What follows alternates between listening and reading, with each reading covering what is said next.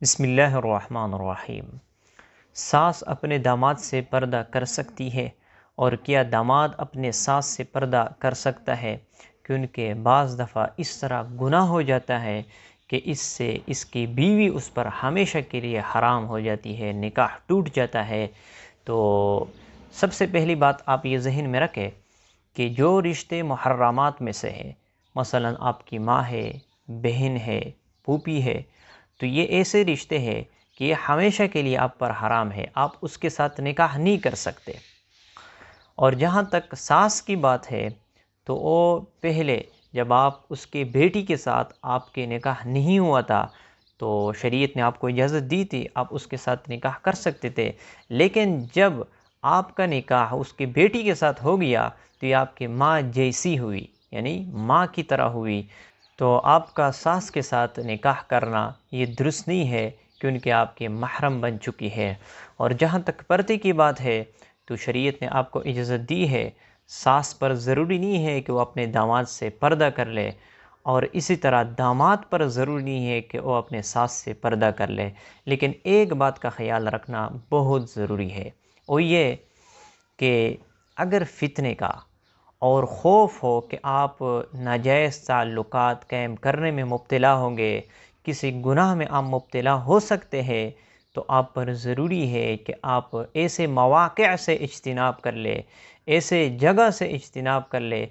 جہاں پہ آپ کا خوف ہو اور فتنے کا اندیشہ ہو، اور آپ کو ڈر ہو کہ ہو سکتا ہے کہ میں اس گناہ میں مبتلا ہو جاؤں۔ کیونکہ اگر کوئی شخص ساس کے ساتھ ناجائز تعلقات قائم کر لے تو اس کا نکاح ٹوٹ جائے گا، اور اس کی بیوی اس پر ہمیشہ کے لیے حرام ہو جائیں گی۔ کیونکہ فقہا نے اس بات کی وضاحت کی ہے کہ اگر کوئی شخص اپنے ساس کے ہاتھ کو پکڑ لے اور کوئی حائل بھی نہ ہو اور شہوت کے ساتھ اس کے ہاتھ کو چھو لے، تو اس آدمی پر اس ساس کی بیٹی یعنی وہ اس پر حرام ہو جاتی ہے، اس کی بیوی اس پر حرام ہو جاتی ہے اور نکاح ٹوٹ جاتا ہے۔ لہٰذا اگر فتنے کا اندیشہ ہو، خوف ہو، تو پھر ایسے مواقع سے اجتناب کرنا چاہیے، کیونکہ یہ بہت بڑا گناہ ہے اور اس سے نکاح ٹوٹ جاتا ہے۔ لہٰذا مسئلہ تو یہ ہے کہ آپ پر ضروری نہیں ہے کہ آپ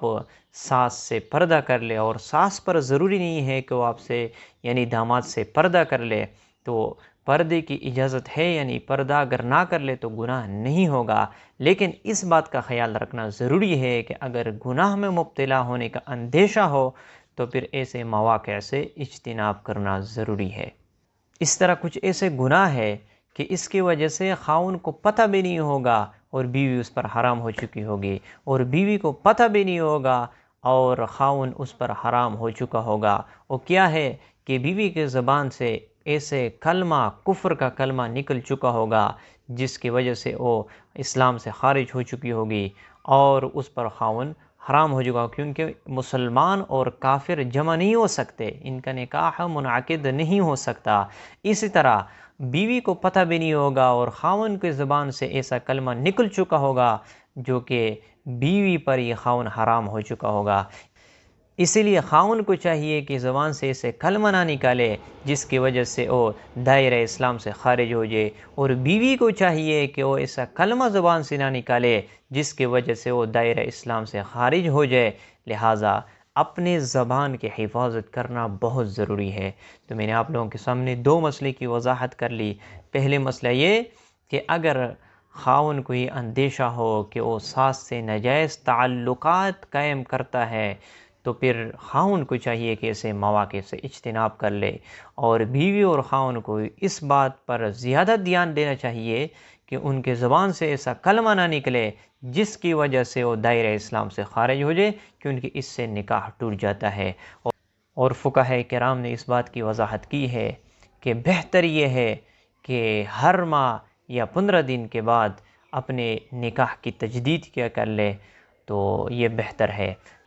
لہٰذا خاوند کو چاہیے کہ اپنی زبان کی حفاظت کر لے، اور بیوی کو چاہیے کہ وہ بھی اپنی زبان کی حفاظت کر لے۔ تو مجھے امید ہے کہ آپ لوگوں کو یہ مسائل سمجھ میں آ چکے ہوں گے۔ اللہ تعالی ہمیں اس پر عمل کرنے کی توفیق عطا فرمائے۔